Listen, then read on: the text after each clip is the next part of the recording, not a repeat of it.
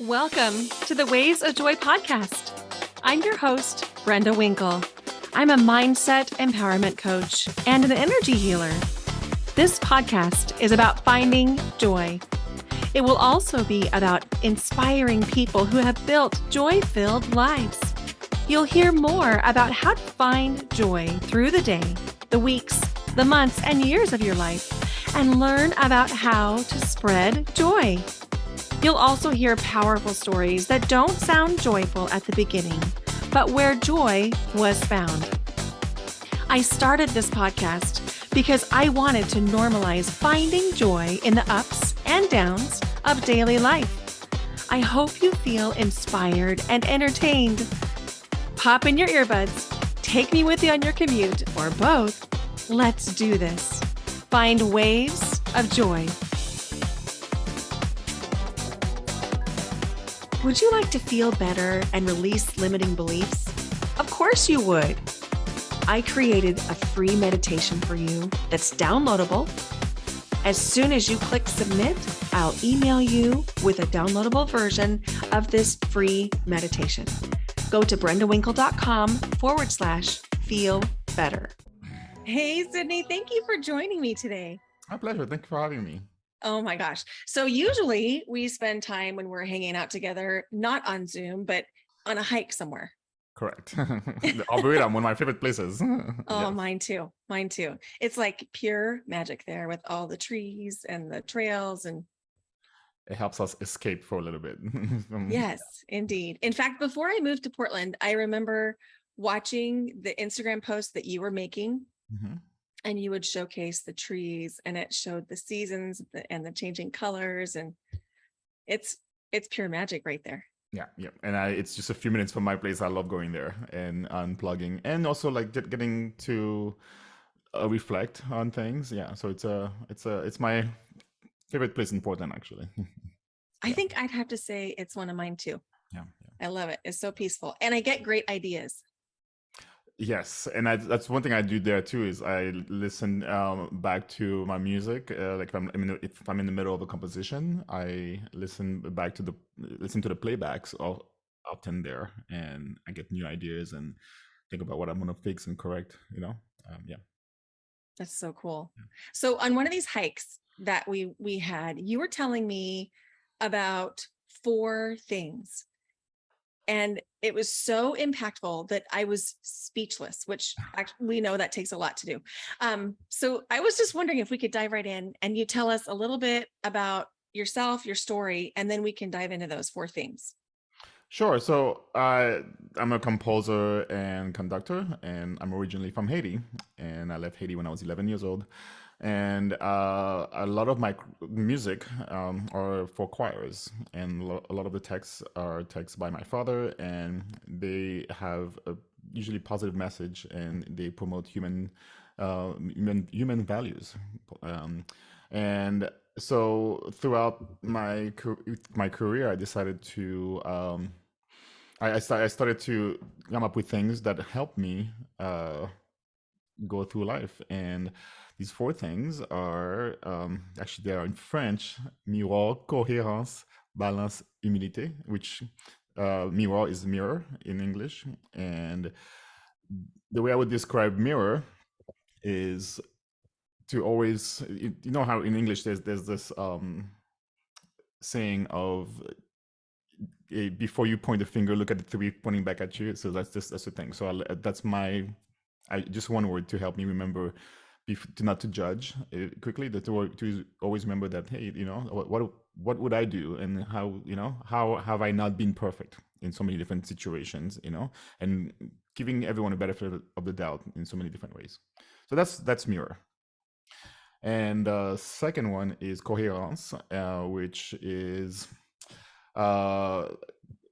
coherence pretty much, but it's like consistency. So the way I would describe that one is to practice what you preach. So like I mentioned, a lot of my music has positive messages. So I don't want to go to the podium and work with the choir and promote all of those positive things and not apply them myself in my life. So that's one thing I try to live my life by, is to practice what I put out there, practice what I preach. And the third one is balance, which is like balance in English. Like, and so it's pretty much uh, saying to not to do too much of anything. Too much of anything can be a problem. Even if it's a positive thing, even if it's a good thing, it could be a problem. Like, I mean, we need food, for instance, but too much food is a problem. Or we need to party, but too much partying can be a problem. But, so like to have a nice balance, between work, especially for me, like between work and play. That's one that can be a challenge for me. Sometimes I can work a little too hard, and there are times where I play a little too hard, and so it's always trying to find the healthy balance between the two. And the last one is humility, and it's reminding myself that I don't know everything, and that I always want to keep an open mind, and always there's something someone can always teach me, even if they, especially if they don't agree with me on the same subject. It's always important for me to listen to a different perspective. So I sometimes force myself to listen to a different perspective, just so I could stay balanced and to also stay humble, because like I don't know everything, and I hope that I will be able to continue that one for the rest of my life, to always be a lifelong learner. Oh my gosh, I love this. So mirror, Yeah, coherence, balance, and humility. correct. It's like the guiding light that we could all use. I think that's why it made me so speechless, is it was just so succinct and so simple, and yet really deep and impactful. Yeah, it's like I mentioned, it's very simple, but it's something that I try to remind myself of. Like, I try to put a lot of things that are happening to my life over with those lens. Watch those things with those lens on, those forwards, and they help. Yeah, I love that. So you and I met in Idaho at a choral educators conference, because I'm a choral conductor, although that's not what I'm doing for my work right now. And that was several years ago. And then we got placed on the Northwest American Choral Directors Association board together, and we got acquainted and got to know each other. And it has been so fun just to get to know you better, and to get to hang out in the trees at the Hoyt Arboretum and to do the things. And I love your music even more now, knowing you, because the heart that you bring into your music is really you. And I just want people to know that. And so when you listen to your music, I have chills, even like thinking about some of your music right now, as I'm just reminiscing that feeling state that I get. And it's because of these guiding lights that you use, and you really do filter every decision in your life through these 4 things. It is so admirable. Well, thank you. It's not I'm not perfect at it. Again, sometimes the struggle is real, like this, as they say, but it's a constant everyday challenge that I practice, and it has made my life better. So I love that. I think I have guiding practices too. I use different words. Kindness is one of my guiding principles. I really highly value kindness, patience, and perspective. I like to really think about what could someone else perceive from this situation, so that I'm looking at all sides of a situation, because I can get kind of linear. I'm not linear by nature, but this is one area where I can get linear. And so that just helps me remember there's more than one way to look at something. Absolutely. And that's to me, that's one of those for the humility. It's like looking at like just being humble. I don't know everything, and always opening my mind up to a different perspective. Like, how is this person view this? So if I just I have things that I'm passionate about, that I have a strong point of view on, but it's always important for me to hear somebody else out in that sense. So yeah, that's it, and it helps me practice kindness in the process, and compassion. Yeah, absolutely. Absolutely. When you were talking about balance and work-play balance, that's an area where I struggle too. It's really easy for me to get all into work and to sort of use work as the primary source of even my relationships. Mhm. Like I was talking to a friend last week, and she lives in Minneapolis, and she was saying that sometimes she'll work late, like for example, on a Friday night, so that she doesn't have to watch everyone else go home to somebody. Mhm. And I was like, oh my gosh, I do that too. Or I'll even like set an appointment for myself. So then I'm quote working and I don't even have to think about it. And Mhm. so my balance is not necessarily work play, but like work life or work relationships. Mhm. Yeah, that's I sometimes watch myself do the same thing. Just trying to escape my work to avoid dealing with the everyday thoughts of where's my life going, So, and there are times where I actually realize that this is what I'm doing, so I force myself to have like just me time, just be, just on a Friday night, like where I would normally want to be out and about, but just like I'm just gonna stay at home and watch a movie and just or do something that's not work related and just or make some food, just make dinner for myself, just something that's gonna keep me balanced and also help me embrace where I'm at in my life. Yeah. I love that. I like to do that too. If I make a ritual out of it, and what I don't know if that's the right word, but set aside the time and the resources to do something really intentionally, then it feels great, like cooking a meal or watching a movie. I love that. Yes. Yeah. I love that. So speaking of play, you just got to do something really fun for your birthday. Yes, yes, for my birthday, which was a big birthday. I turned 40, so I actually treated myself to a trip to Spain. And Spain is one of my favorite countries in Europe, and I have friends there, and I just told myself this is going to be an unplugging from work, which I much needed. I've been working a lot, and I give myself 2.5 weeks to just go to Spain and enjoy the summer. And it was one of the best things. I needed it, and it was a lot of fun, and I had a wonderful birthday with my friends there. Yeah. I love yes, that was a great balance. The hard thing was coming back from there and trying to get back to work. It's like I want to continue to play. We talked about that because Yes. we both live in the Portland area, which we said, but in Portland, there's a certain time of year where it begins to get cloudy and rain. Yes. And when it gets cloudy and rainy, then there's this sort of nesting feeling that you want to cozy up and you want to stay inside and do the creative work. And when it's sunny out, we all want to be outside. Absolutely. Like right now, actually. But I'm actually, I have a nice, I've been able to get over that. I mean, obviously now that the summer is over, I've it's been easier for me to get to be okay with it being nice outside or sunny outside and not have that strong urge to be out like it was at the beginning of the summer. There was a point where I was actually looking forward to the rain to start again so that I could actually be productive.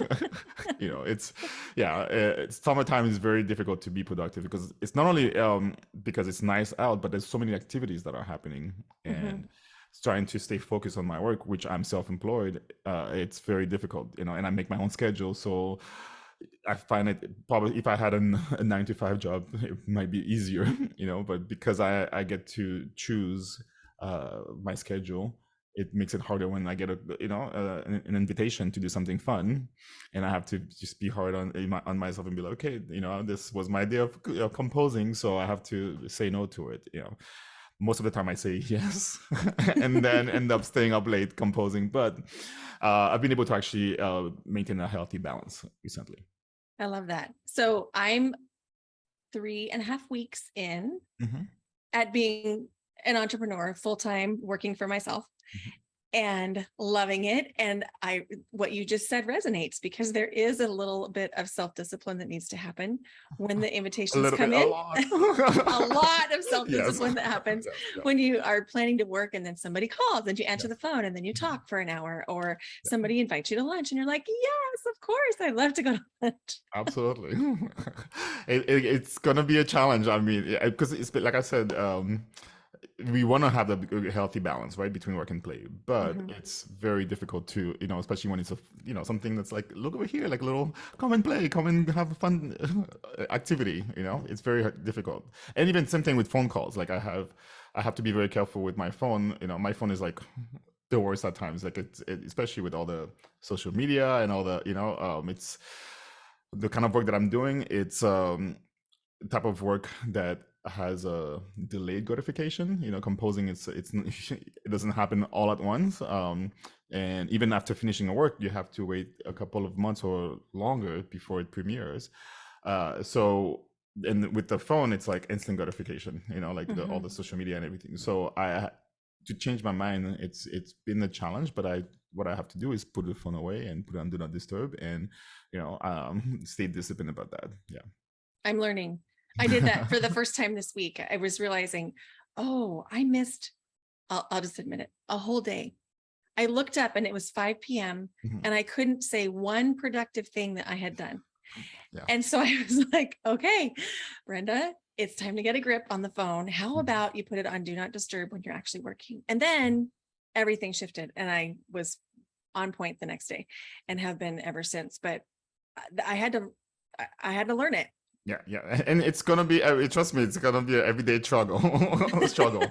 Yeah, it's not something that now that you've figured it out, it's gonna be done. Because there are times where I'm like, oh, I got this. Like I'm productive, and then before you know it, I'm back into that. Okay, this is gonna be. I'm gonna leave the phone not only on do not disturb, but in a different room.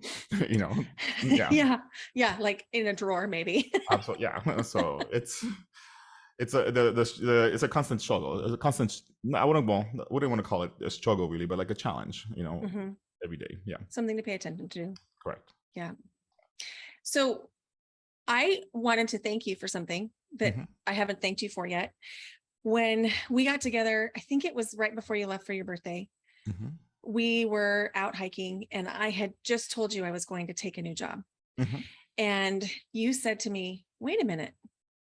I thought you said you were going to work your business full time. And I was like, well, yeah, I was. And I told you all the things. And then I went home and I just was thinking. And I was like, wait a minute.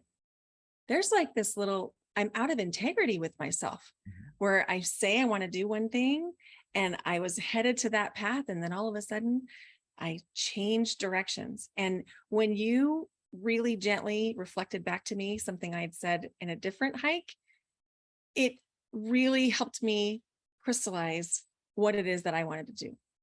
And I just wanted to thank you for just gently saying, hey, what about this? Yeah, and not pushing you, but just like by asking a simple question, right?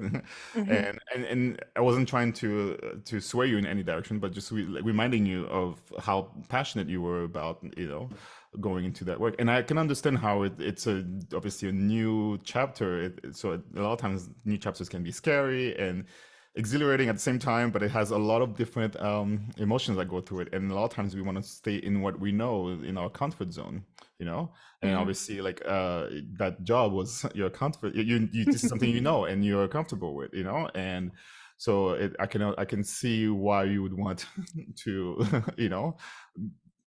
go back to your comfort zone. But I just reminded you, like, hey, do you remember how passionate you were about about that? Yeah. And asking you, what about that? And without pushing, because I mean maybe it was not the right time, it was not your time yet to fully dive into it. But I'm glad to hear that question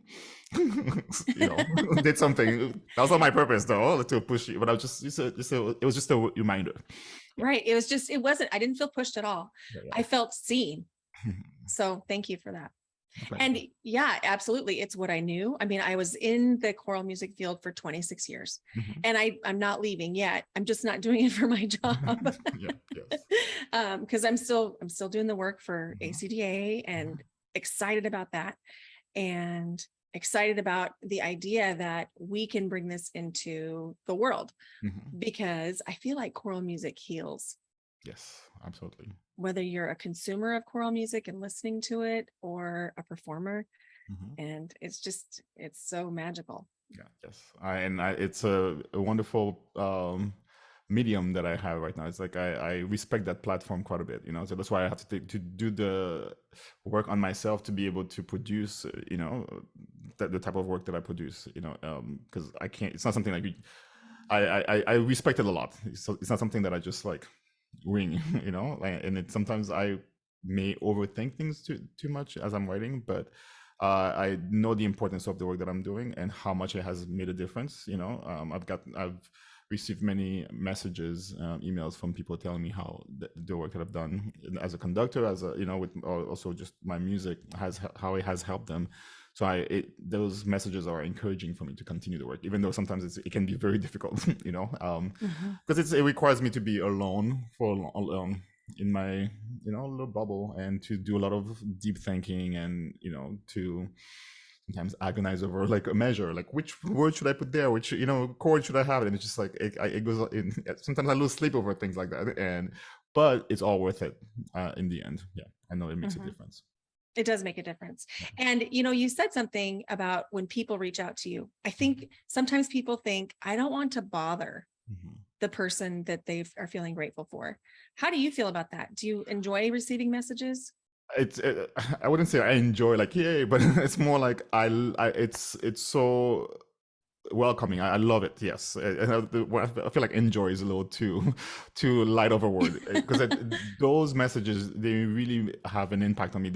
It's interesting because they're writing to me telling me how my work has had an impact on them, but they have no idea how much that actually has helped me and encouraged me to continue the work that I'm doing, because that sometimes we need that little, you know, validation or encouragement from other people. And it's, so I always welcome it. And because it's not, like I said, it's not an easy type of work, and it's very nice when I know that it's making a difference.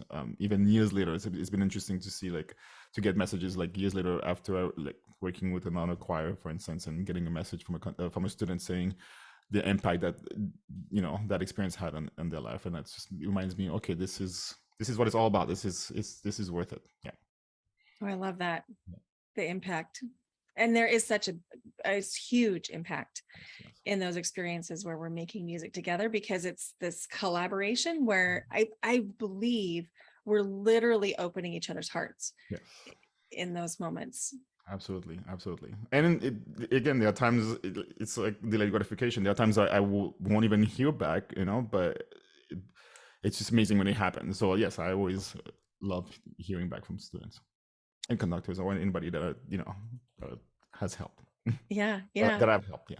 I think so much of what I do too is delayed gratification, where I was used to it. I'm very comfortable with delayed gratification, because that's what education is. It's always delayed gratification, sometimes by like 20 or 30 years. Absolutely.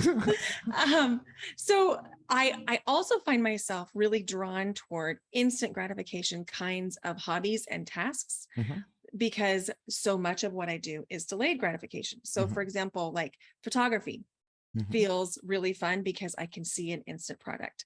Or I enjoy painting, like not artistically, but like painting a room. Oh, okay, just because I can see exactly where the paint goes. I mean, as soon as I hit it. I haven't done that recently, but I did it three times in the pandemic. I painted my house just because I was home alone. I was like, okay, let's try this color.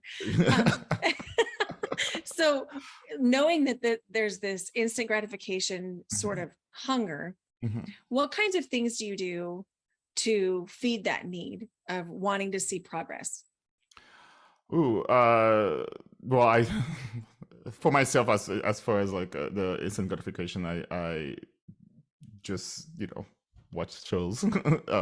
Sometimes, you know, it can be, it's very difficult not to binge watch, you know, something. Or doing the dishes, for instance, is something I enjoy. Just like, you know, after 10-15 minutes, like the kitchen is clean, you know, like you see like the results really quickly, you know.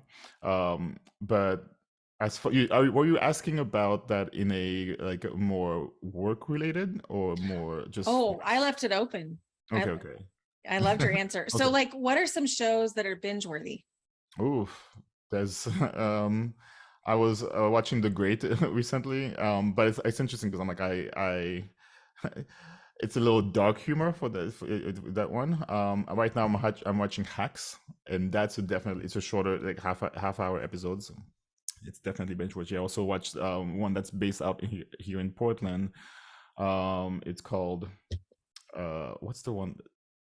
Uh, I'm forgetting the name of it. It's gonna come back to me. There's one that's based out here in Portland. I just finished both seasons, and it's only 2 seasons. And yeah, right now I'm watching Hacks, but I'm forgetting the name of that show. It'll All come right. back to me. Yeah. It'll come up. It'll come up, I'm sure. So I have some questions just that are kind of fun. When I came up with these questions in my mind, I was thinking they'd be rapid fire. They're not. Okay. They have never been rapid fire. Okay. So we'll just let them go however they want to go. So the first one is, what is in your morning mug? Coffee. Yes, every morning I wake up with coffee. It's funny, I spent many years without starting with coffee, and I didn't want to be one of those people that needed coffee to wake up. But I started it, and I'm like, this is what I've been missing out on all these years. So I have a cup of coffee every morning. Yeah. I love that. I also don't want to be one of those people that needs coffee, and I really need coffee. Yeah, It's just essential. absolutely. Yeah. But I've made sure it's only 1 cup a day, not more. Yeah. Me too. If I get more, I have a lot of energy anyway. And if I get more than 1 cup, it's just my energy is through the roof in obnoxious ways. So I try and stick just Yes, balance, right? Balance. It's all about balance. Yes. If you this is going to be a more difficult question for you as a musician and composer than it would be for a lot of people. Okay. If you need to feel like, oh my gosh, this is awesome, I feel powerful, I feel great, what is a song, or I'll just open it, a composer that you would listen to? It's not a specific composer. It's more like a type of music. I listen to Haitian music, like the popular music, the carnival, the carnival type of music, and I go on a run or sometimes fast walk, there's like the particular carnival songs that I've enjoyed throughout the years, and then after listening to them, I'm just like, it just gives me all the energy.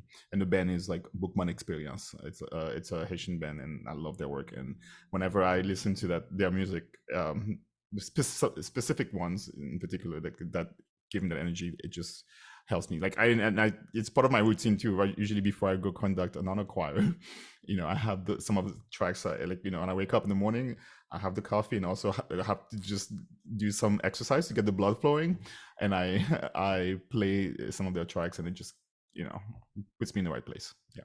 Oh my gosh, I believe that, because it's amazing. In fact, your piece, I'm going to say it without the correct pronunciation, but Carnival. Thank you. Carnival, yes. That one, I love that one. I can hardly sit still when I'm listening. It's a fun one. And it was inspired by me going to a Haitian carnival. Like after 20 years, I left Haiti when I was 11 years old. So after it took 20 years before I actually was able to go and experience a Haitian carnival in Haiti, and I had such an amazing time that I wanted to write a choral piece about it. And so it's all inspired from that experience, and I'm glad that it has been able to make you dance too. Yeah, I love it. Maya, my daughter, she sang that song in her high school choir, and it's one of her favorites too. Oh, good. And she always she would be embarrassed, but I'm going ahead. She's always like, tell Sydney hello. So she said that today before she left too. Awesome. Yeah. She's great. She's cool. She is moving out like in a week. Yes. She's got her own apartment, and it's a big deal. So yeah. How do you feel about it as she's leaving the nest? I feel all the things. I feel like a little nostalgic because it's really the end of an era. It's not like she's moving into a dorm. She's like moving out. And I feel excited. I'm excited for her, and I'm excited to have a little bit of less I can do kind of whatever I want, wherever I want, which is when she told me she was moving out, I called my realtor and I was like, let's sell the house. Because I Yeah. was thinking, oh my gosh, if I sell the house, then I can just, have a few less responsibilities and just go travel and do all the things. So I'm excited. And there's also this ping of like, oh my gosh, this is the end of an era. Absolutely, absolutely. And it's funny, as I'm hearing you talk about, you can do whatever you want. I love that freedom field, but I've learned in my life that I also need a little bit of discipline. So this is why sometimes I was like, when I hear my friends, complain about their 9 to 5 job, I'm like, I kind of wish I had a 9 to 5, because I'm like, once you're done at 5, you don't have to worry about work anymore. And you have that, set schedule. And the thing is, so sometimes having way too much freedom, I mean, I love the idea. I mean, I'm all about having freedom, right? But have just